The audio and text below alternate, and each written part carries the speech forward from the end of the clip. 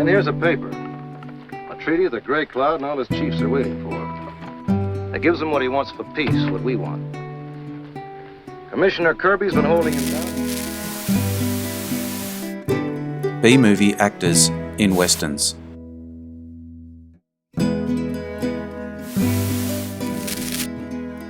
Great B-movie actors in westerns. Taking a look at a very particular category of westerns today. I'm sure you will recognise many, but probably didn't know the name that goes with the face. Here is a definition of what a B-movie is.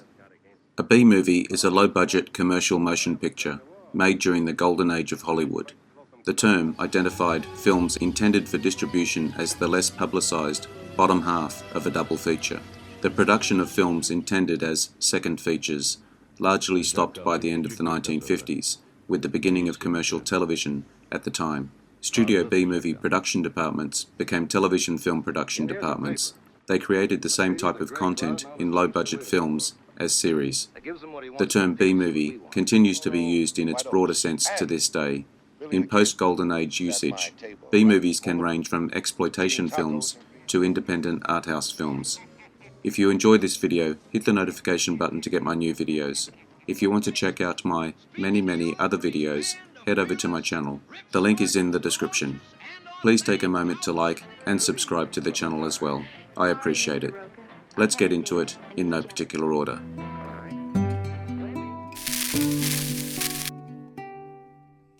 Stephen McNally. Dark-haired, rugged-looking Stephen McNally forsook a thriving career as an attorney in the late 1930s in order to pursue an acting career. This impulsive decision to switch gears in midlife was rewarded in the end, playing a steady stream of hard-edged, noirish characters and more than his share of cold-hearted villains and thugs for nearly 4 decades. A few of his westerns: Winchester 73, 1950 as Dutch Henry Brown, Hell's Crossroads, 1957 as Victor Vic Rodell, Hell Bent for Leather, 1960 as Deckard.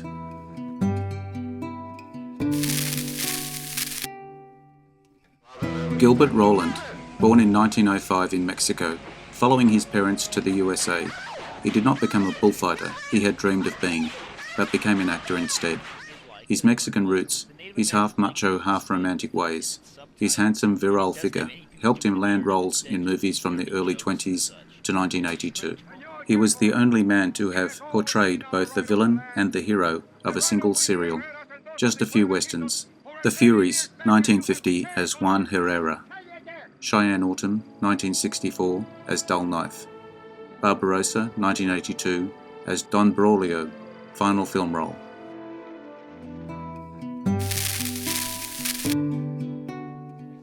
Bill Williams, a solid film and TV player bearing a strong, honest persona for most of his career.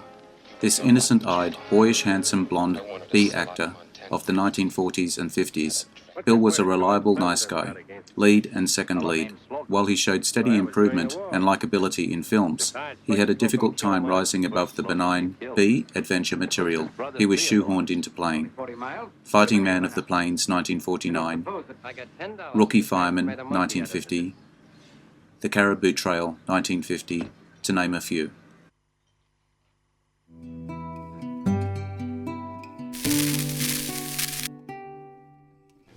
Frank Lovejoy, square-jawed, intense, no-nonsense Frank Lovejoy, played a succession of detectives, street cops, reporters, soldiers, and such over his career, making his film debut in 1948. He worked steadily, mainly in supporting parts, but also as a first or second lead. Just a few westerns: 1953, The Charge at Feather River as Sergeant Charlie Baker, 1955, The Americano as Bento Hermony, 1958, Cole Younger, Gunfighter, as Cole Younger.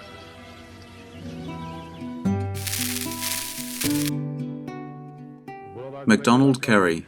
Film and television actor MacDonald Carey became famous for his role as Dr. Tom Horton on the soap opera Days of Our Lives, 1965.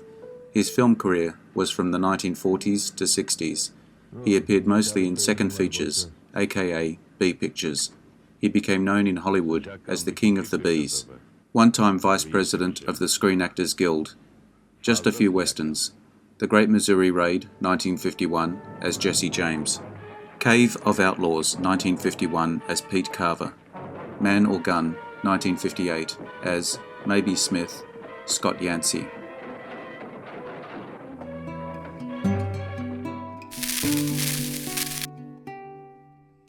Robert Stack, straight shooting, whether skeet shooting or portraying Elliot Ness. Robert Stack always told it like it was, and shot straight. Just a few westerns. 1942, Men of Texas, as Barry Conovan. 1951, My Outlaw Brother, as Patrick O'Moore.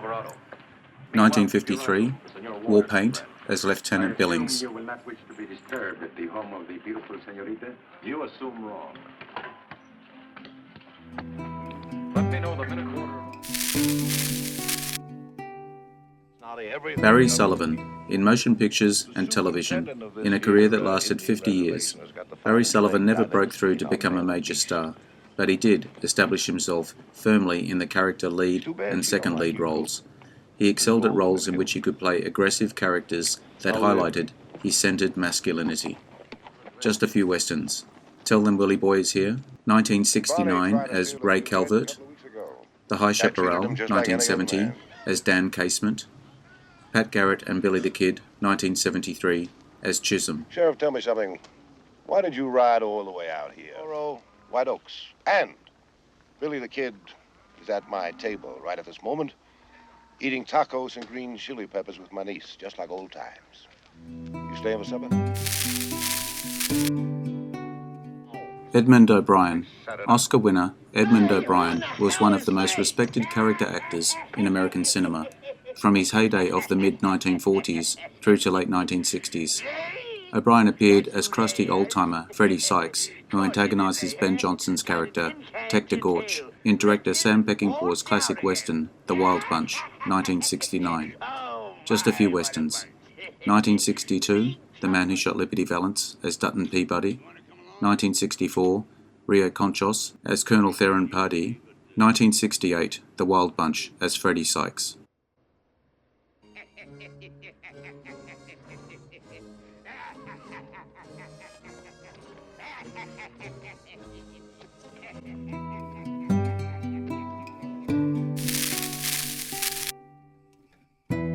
Dennis O'Keefe, tall, cheerful, outdoorsy, leading man of Hollywood B-movies, who started in show business as an infant, accompanying his vaudevillian parents, Flanagan and Edwards, the rollicking twosome, on the stage.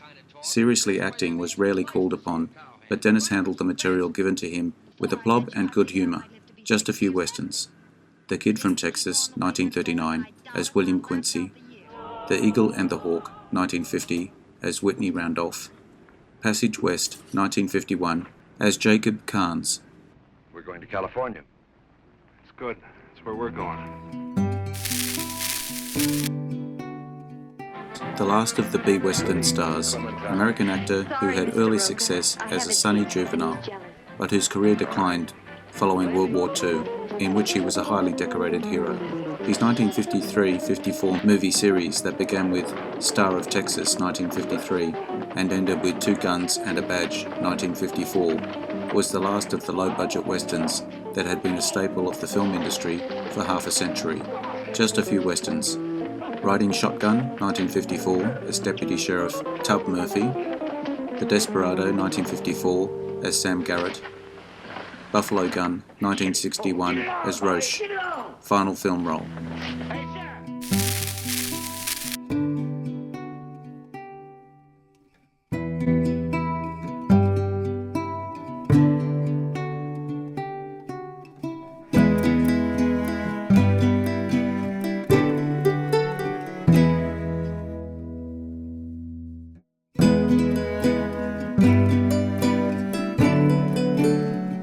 I hope you enjoyed the video.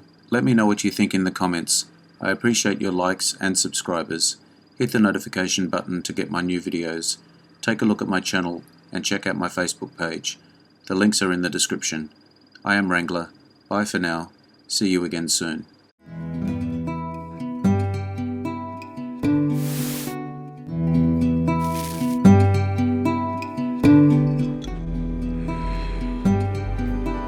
interesting facts about famous people.